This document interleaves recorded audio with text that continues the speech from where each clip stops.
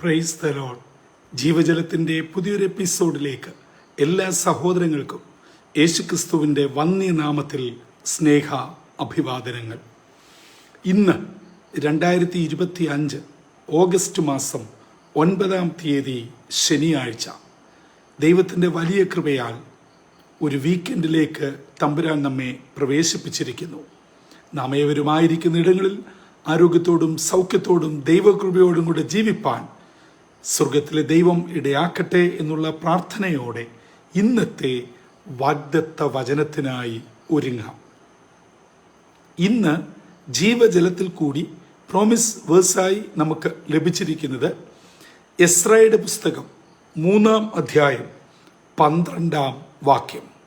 The book of Ezra chapter 3 verse 12 നാം ഇപ്രകാരം വായിക്കുന്നു: എന്നാൽ പുരോഹിതന്മാരിലും ലേവ്യരിലും പിതൃഭവന തലവന്മാരിലും മുൻപിലത്തെ ആലയം കണ്ടിട്ടുള്ള വയോധികന്മാരായ അനേകർ ഈ ആലയത്തിൻ്റെ അടിസ്ഥാനം ഇട്ടുകണ്ടപ്പോൾ ഉറക്കെ കരഞ്ഞുപോയി.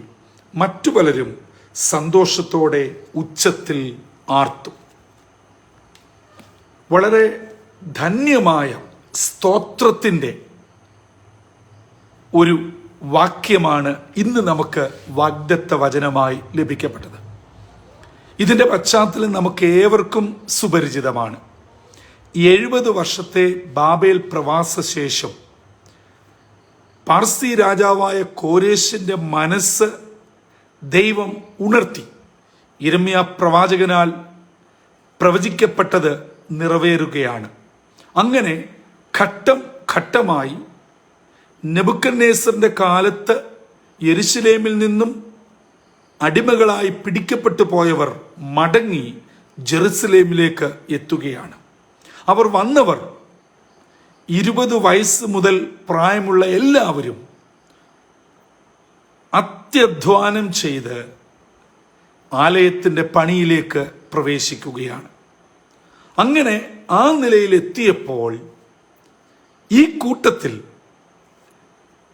നെബൂഖദ്നേസറിനാൽ തകർക്കപ്പെട്ട ദൈവാലയം കണ്ടിട്ടുള്ള വയോധികർ അഥവാ പ്രായമുള്ളവർ ഇതാ ഈ സന്തോഷം കണ്ടപ്പോൾ അവർ ആർത്തു കരഞ്ഞു.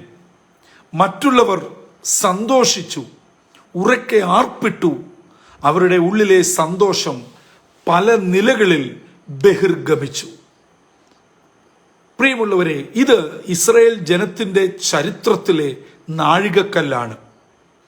ബാബേൽ പ്രവാസത്തിൽ നിന്നുള്ള മടങ്ങിവരവും അവരുടെ ഏറ്റവും പ്രധാനപ്പെട്ട കേന്ദ്രമായ യെരുശലേം ദൈവാലയത്തിൻ്റെ പുനരുദ്ധാരണവും.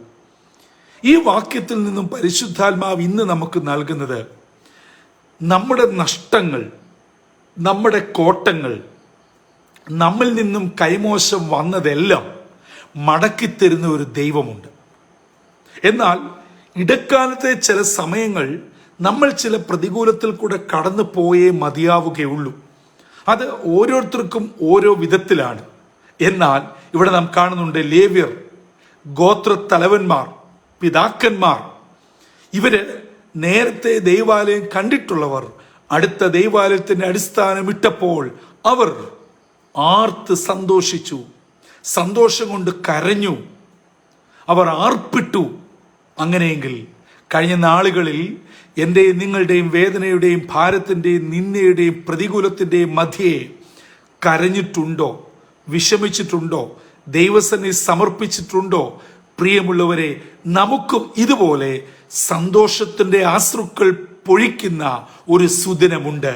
കാരണം വചനം പറയുന്നു, കരഞ്ഞുകൊണ്ട് വിതയ്ക്കുന്നവർ ആർപ്പോടെ കൊയ്യുന്ന ഒരു ദിനമുണ്ട്.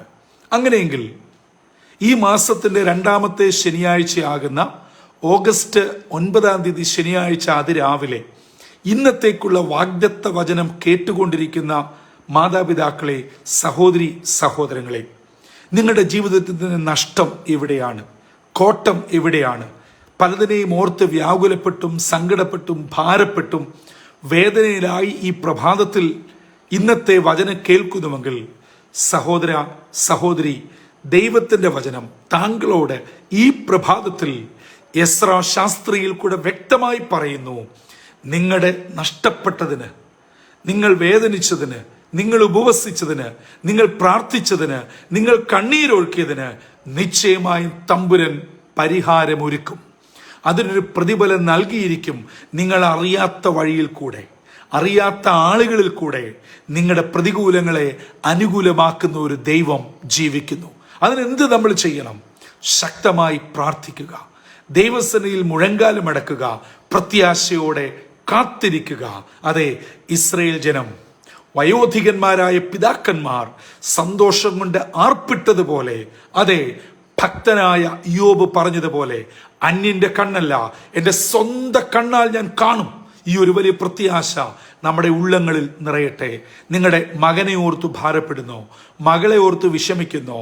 കുടുംബജീവിതത്തെ ഓർത്ത്, പഠനത്തെ ഓർത്ത്, ആരോഗ്യത്തെ ഓർത്ത്, വിദൂരങ്ങളായിരിക്കുന്ന കുഞ്ഞുങ്ങളെ ഓർത്ത്, ഭവനത്തിന്റെ പണി ഓർത്ത്, ലഭിക്കപ്പെട്ട മെഡിക്കൽ റിപ്പോർട്ടിനെ ഓർത്ത്, നിങ്ങൾ നേരിട്ട ബിസിനസ്സിലെ തകർച്ചയോർത്ത്, നിങ്ങൾ ചതിക്കപ്പെട്ട അവസ്ഥയോർത്ത്, എന്താണെങ്കിലും ദൈവസന്നിധി സമർപ്പിക്കുക, പ്രാർത്ഥിക്കുക.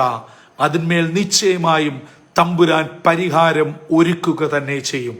ആ ദൈവകരങ്ങളിൽ നമ്മെ തന്നെ സമർപ്പിച്ചുകൊണ്ട് നമ്മുടെ പിതാക്കന്മാർ ബാബേലിൽ നിന്നും മടങ്ങി വന്ന് അനുഗ്രഹിക്കപ്പെട്ട ഒരു വലിയ നാന്ദി കുറിച്ചപ്പോൾ സന്തോഷം പല വിധങ്ങളിൽ പ്രകടിപ്പിച്ചതുപോലെ നമ്മുടെ ജീവിതത്തിലും വളരെ പെട്ടെന്ന് ആസന്ന ഭാവിയിൽ ഒരു വിടുതൽ തമ്പുരാൻ നൽകട്ടെ.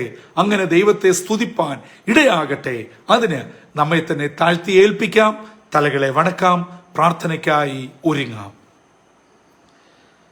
ഞങ്ങളെ സ്നേഹിക്കുകയും പരിപാലിക്കുകയും ചെയ്യുന്ന ദൈവമേ, സ്വർഗീയ പിതാവേ, 70 വർഷത്തെ അടിമത്വത്തിന് ശേഷം യെരുശലേമിലേക്ക് മടങ്ങിയെന്നവർ തങ്ങളുടെ സ്വപ്നമായ ജെറുസലേം ദൈവാലയം പുനരുദ്ധാരണത്തിനായിട്ട് ഒരുങ്ങുന്ന അനുഗ്രഹിക്കപ്പെട്ട സാക്ഷ്യത്തിന് അവർ പാത്രീഭൂതരായപ്പോൾ, നേരത്തെയുള്ള ദൈവാലയം കണ്ട പിതാക്കന്മാർ വീണ്ടും പണിയുവാൻ ഇടയായി എന്നുള്ള സന്തോഷത്താൽ അങ്ങയെ സ്തുതിക്കുകയും നിലവിളിക്കുകയും ആർപ്പിടുകയും ചെയ്ത ധന്യമായ വാക്യം ഇന്ന് ഞങ്ങൾക്ക് നൽകിയല്ലോ.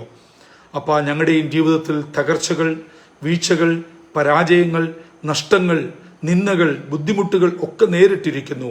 എന്നാൽ ഇന്നത്തെ വാഗ്ദത്ത വചനം അതിൻ്റെ മധ്യേ ഞങ്ങളെ ഉറപ്പിച്ചതിനായി സ്തോത്രം. ഞങ്ങളുടെ നഷ്ടപ്പെട്ടതെല്ലാം മടക്കി തരുന്ന ഒരു ദൈവം, ഞങ്ങളുടെ പ്രതികൂലങ്ങളെല്ലാം അനുകൂലമാക്കുന്ന ഒരു ദൈവം ജീവിക്കുന്നു എന്നുള്ള വലിയ സദ്വാർത്ത ഹൃദയങ്ങളിൽ സ്വീകരിച്ചുകൊണ്ട് പ്രാർത്ഥനയോടെ ഇന്നത്തെ ദിനത്തേക്ക് ഇറങ്ങിത്തിരിക്കുന്നു. തമ്പുരാന്റെ കൃപാ കരുതൽ സാന്നിധ്യം ഞങ്ങളോടൊപ്പം ഉണ്ടായിരുന്ന് അനുഗ്രഹത്തോടെ കരം പിടിച്ച് വഴി നടത്തണമെന്ന് യേശു ക്രിസ്തു മൂലം അപേക്ഷിക്കുന്നു. കൃപയോടെ കേൾക്കുമാറാകണമേ. ആമീൻ, ആമീൻ, ആമീൻ. പ്രിയ ദൈവമക്കളെ, ഇന്ന് നാം വചനത്തിൽ നിന്ന് കേട്ടതുപോലെ നഷ്ടപ്പെട്ടതിനെ ഓർത്ത് സങ്കടപ്പെടാതെ തമ്പുരാനോട് പറഞ്ഞിട്ട് പ്രാർത്ഥനാപൂർവം പ്രത്യാശയോടെ കാത്തിരിക്കുക. നിശ്ചയമായും നമ്മുടെ ഹൃദയം സന്തോഷം കൊണ്ട് നിറയും. നമ്മുടെ കണ്ണുകൾ സ്തോത്രത്തിൻ്റെതായിട്ടുള്ള കണ്ണുനീർ പൊഴിപ്പാൻ ഇടയാകും. അങ്ങനെ ധന്യമായ ജീവിതത്തിൻ്റെ ഉടമകളായി നാം ഏവരുമായിരിക്കുന്ന ഇടങ്ങളിൽ അനുഗ്രഹിക്കപ്പെട്ട ക്രിസ്തീയ സാക്ഷ്യം പുലർത്തുവാൻ സർവശക്തനായ ദൈവം ഇടയാക്കട്ടെ. അതിന് നമ്മെ തന്നെ താഴ്ത്തി ദൈവകരങ്ങളിൽ ഏൽപ്പിക്കാം.